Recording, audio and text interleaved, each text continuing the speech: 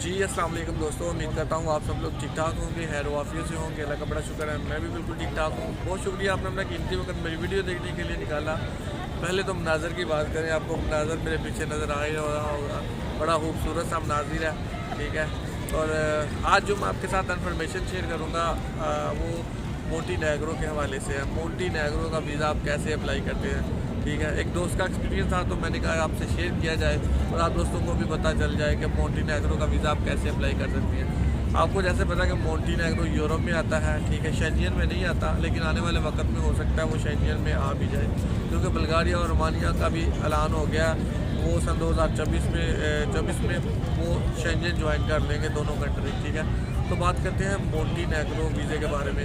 मोंटीनेग्रो visa का अगर आपने अप्लाई करना है तो मेरे दोस्त ने उसका मैंने इंटरव्यू भी लिया था, जो साल के मल्टीपल वीज़े पे आया था, तो उसने अप्लाई किया था पाकिस्तान से। उसने अपॉइंटमेंट ली, 1 महीने बाद उसको अपॉइंटमेंट मिली, ठीक है। वो यहाँ पे आया और आके अपनी फ़ाइल और डॉक्यूमेंट्स जमा करवाए, ठीक है। तो छोटा सा इंटरव्यू हुआ, उन्होंने कहा जी क्या लेने जा रहे हैं, क्या करना है, ठीक है। तो उसने बताया जी मैं घूमने के लिए जा रहा हूँ वगैरह वगैरह। अगर आपको ज़्यादा इंग्लिश नहीं आती तो कोई मसला नहीं है, ठीक है।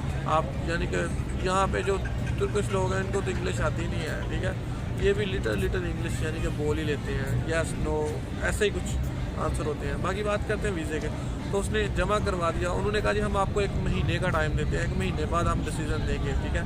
तो उसने कहा ठीक है, वो जमा करवा के वापस आ गया, लेकिन महीने का टाइम देते हैं, वीक या दूसरे 2 वीक में वो यानी कि बता देते हैं आपको वीज़ा देना है या नहीं देना, ठीक है। तो जो मेरे दोस्त ने वीज़ा जमा करवाया था उसको 1 हफ्ते बाद रिप्लाई आया, तो उस रिप्लाई में उसका वीज़ा रिफ्यूज़ हो गया था, ठीक है। उसका वीज़ा रिफ्यूज़ क्यों हुआ, उसकी वजूहत है। उसका वीज़ा इसलिए रिफ्यूज़ हुआ कि जो उसके डॉक्यूमेंट्स थे वो पुराने थे, ठीक है। ओल्ड डॉक्यूमेंट्स उसने सारे जमा करवाए थे, ठीक है, यानी कि 6 महीने साल पुराने। जो FBR का रिकॉर्ड था, एंटी एंड टैक्स रिटर्न, वो भी 1 साल पुराने थे तकरीबन, ठीक है। और जो उसका FRC था, ठीक है, वो भी पुराना था। तो बैंक स्टेटमेंट भी 1 महीना पुरानी थी, ठीक है। तो वो कह रहे थे हमें फ़्रेश डॉक्यूमेंट चाहिए। अगर आपका वीज़ा हमने रिफ्यूज़ कर दिया डॉक्यूमेंट्स की वजह से, ओल्ड डॉक्यूमेंट से, अगर आप अपील करना चाहते हैं तो आप अपने नए डॉक्यूमेंट जो है ना अपडेट करें हमें, ठीक है। अपने नए FRC, अपने बिज़नेस के डॉक्यूमेंट्स, अपनी बैंक स्टेटमेंट फ्रेश भेजें हमें, फिर आप अपील करें, फिर हम आपको फ़ैसला करेंगे कि वीज़ा देना है कि नहीं देना, ठीक है। ये चीज़ है। तो दोस्तों जब भी वीज़ा आपने अप्लाई करना हो तो आप फ्रेश पासपोर्ट यानी कि फ़्रेश चीज़ें दे सारी, आपका NTN, आपकी बैंक स्टेटमेंट, सब कुछ फ्रेश दे, ठीक है। फ्रेश जब आप डॉक्यूमेंट्स देंगे तो उनको पता होगा कि ये भाई बंदा ठीक है, फेक नहीं है, तो फिर आपके वीज़ा लगने के चांस ज़्यादा होते हैं, ठीक है। तो उसने जो डॉक्यूमेंट्स दिए थे मोंटीनेग्रो के लिए वो सुन लें, वही डॉक्यूमेंट्स होते हैं।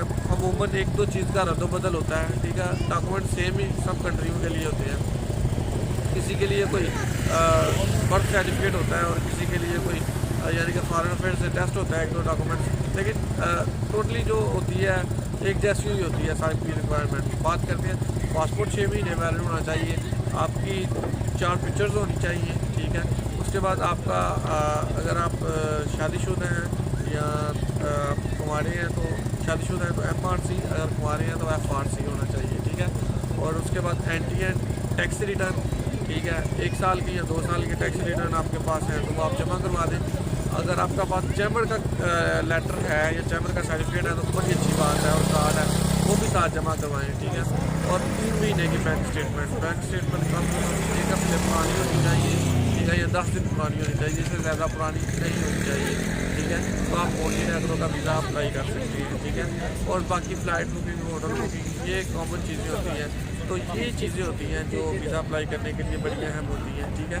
तो यही चीज़ें वो लेके गया था। इन्विटेशन, बात करते हैं इन्विटेशन पे। इन्विटेशन जो होता है, उन्होंने कहा कि अगर आप हमें इन्विटेशन भी देंगे तो फिर आपके वीज़ा लगने के यानी कि ज़्यादा चांस होंगे। अगर आप हमें इन्विटेशन नहीं देंगे तो फिर आपके वीज़ा लगने के चांस 50-50 होंगे, ठीक है। वो भी डिपेंड करता है आपके डॉक्यूमेंट्स पे, आपकी बैंक स्टेटमेंट पे। तो उसने सारे पाकिस्तानी डॉक्यूमेंट्स लगाए थे, ठीक है। और उसके बाद साल का मल्टीपल वीज़ा था, ठीक है। अभी वो 1 वीक तक जा रहा है वापस, वो जाके अपील करेगा और अपने डॉक्यूमेंट्स उनको अपडेट करेगा, तो फिर फैसला आएगा, फिर पता चलेगा। तो मेरी भी यही ख्वाहिश है कि मैं भी मोंटीनेग्रो का वीज़ा अप्लाई करूँ, लेकिन मेरे 1-2 मसले हैं मेरी अल्हम्दुलिल्लाह जो मैंने क़िबले अप्लाई की थी बहुत जल्द उस पर मैं एक वीडियो बनाऊंगा और आप दोस्तों के साथ शेयर करूंगा कि मेरी TRC रीन्यूअल का क्या बना है और क्या रिज़ल्ट आया है, ठीक है। और दूसरा आपसे मैंने बात की थी सूरीनाम के बारे में, वो भी उस पर भी जो है ना वर्किंग करेंगे हम, ठीक है। तो मोंटेनेग्रो का आपने सुन लिया, अगर आपने वीज़ा अप्लाई करना है तो मोंटेनेग्रो के लिए ये डॉक्यूमेंट चाहिए। अगर इनविटेशन मंगवा लेंगे तो बड़ा अच्छा हो जाएगा, अगर नहीं मंगवाएंगे तो फिर आपके 50-50 चांस होंगे, ठीक है। ये चीज़ है। तो नज़ारा आप देख रहे हैं तुर्की का, ठीक है। तो मुझे दे दीजिए इजाज़त, और कोई भी आपका सवाल हो तुर्की में, कोई भी आपका सवाल हो आप मुझसे कर सकते हैं, ठीक है। आप कमेंट करें, मैंने अपनी ईमेल दी होती है, ठीक है, उस पर आप मैसेज करें, मैं आपको नंबर भी दे दूँगा, ठीक है। और फिर आप मुझसे बात कर सकते हैं, ठीक है। जो भी आपका सवालात होंगे मैं इंशाल्लाह जवाब दूँगा। 5 दिन मैं बिज़ी होता हूँ, 2 दिन मैं फ्री होता हूँ, ठीक है।